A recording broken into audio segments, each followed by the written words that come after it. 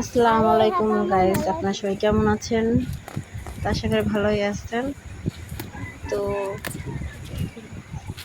হঠাৎ করে কচুর শাক খেতে মন গেল, তার জন্য চলে আসলাম বাড়ির পিছনে শাক তোলার জন্য।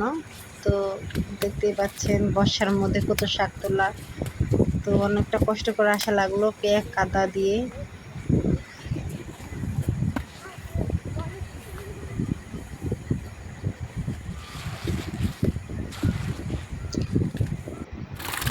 কচুর শাক তোলা হয়ে গেল, তো বাসায় চলে আসলাম, এসে শাকটা ধুয়ে নিচ্ছি ভালো করে।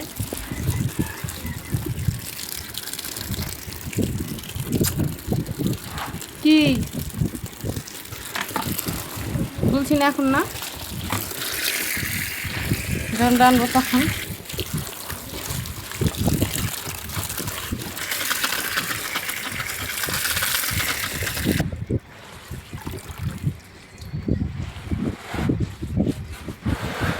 পাটা সব দিয়ে চলে এসছে তুমি।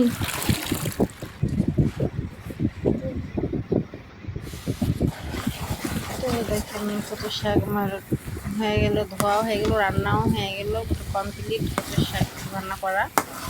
তো